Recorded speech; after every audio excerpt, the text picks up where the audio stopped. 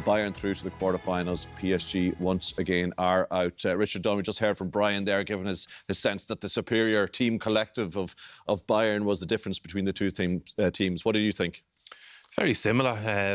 We all know what individual brilliance PSG have, but when a team works together to nullify that, it's very difficult to show it. And Bayern Munich, maybe the first half they were open a little bit down that left-hand side, but the second half it never happened.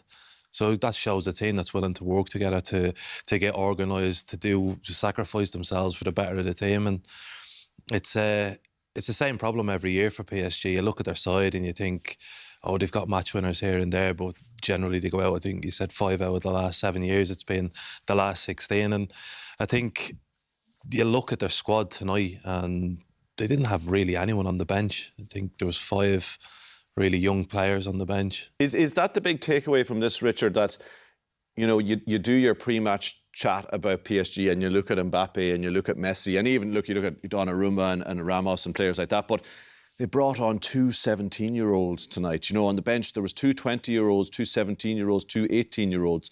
And the feeling is that the wages that they're paying for Mbappe and Messi, and they've already got in trouble financial fair play. They've a suspended fine of 55 million euros in the pipeline if they don't sort out that wage bill, that actually it's holding them back, that this ridiculous situation where they're putting on teenagers in a big Champions League match. Yeah, and you talk about the salaries, and you probably had Ramos today, who's on a massive salary on a free transfer. Donnarumma came on a free transfer.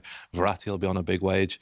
The whole team's unbalanced. The whole squad's unbalanced. There's no competition for places. If Verratti's fit, he plays every week.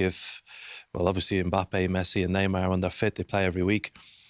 And then you've also got the problem of their actual league. There's no real competition for them in the league. There's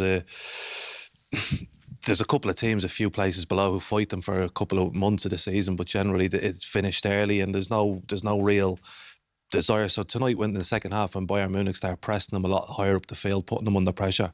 They don't come up against that in the French league at all. So that's a difficult situation for them, which they can't fix. They can't go out and help other teams. But I think overall their squad, for all the money, all the thoughts that they're a superpower in world football, they've not built a squad. They've not built a squad to challenge for the Champions League, and it's almost back to the drawing board for them.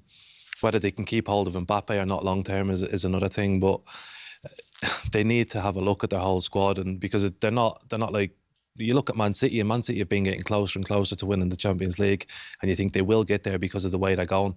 PSG look no closer to winning the Champions League now as than they did 10 years